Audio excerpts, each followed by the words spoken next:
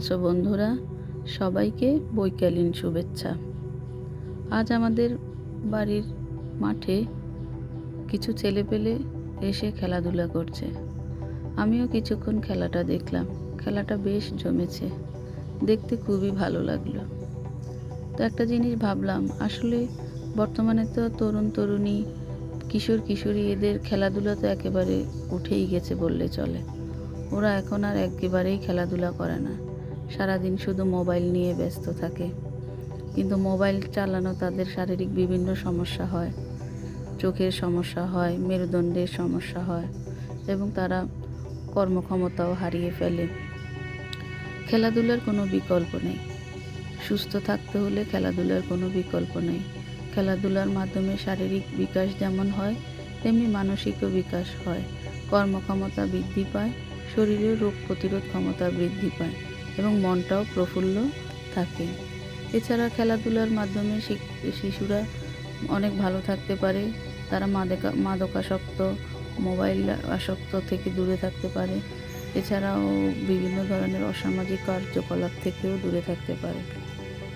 এজন্য আমি মনে করি দেশে স্থানীয়ভাবে যে ক্রীড়া সংঘগুলো আছে তাদের আরেকটু গতিশীল হতে হবে। তারা মৌসুম ভেদে বিভিন্ন খেলার আয়োজন বা প্রতিযোগিতার আয়োজন করলে আমাদের এই তরুণ তরুণী ও যুব সমাজ খেলাধুলার মধ্যে বিজি থাকতে পারবে এবং তারা বিপদগামী হবে না। শুধু যে খেলা যে শুধু তারই উপকার করে তা কিন্তু নয়।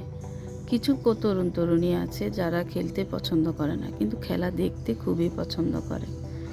যে বসে বসে খেলাটা দেখে তার মনটাও কিন্তু প্রফুল্ল থাকে, সেও কিন্তু শারীরিক এবং মানসিকভাবে অনেকটাই ভালো থাকে।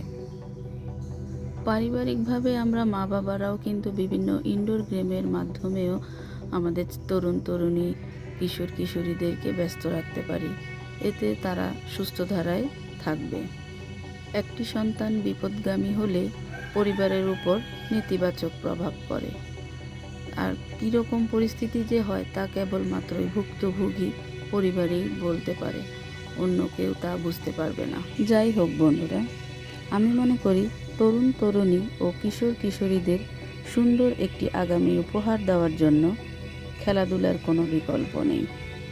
বন্ধুরা, খেলাধুলার ব্যাপারে আমার যে অভিমত তা আমি তোমাদের সাথে শেয়ার করলাম। তোমরা ভালো থেকো, সবাই সুস্থ থেকো। আজ আমি এখানেই বিদায় নিচ্ছি। খোদা হাফেজ।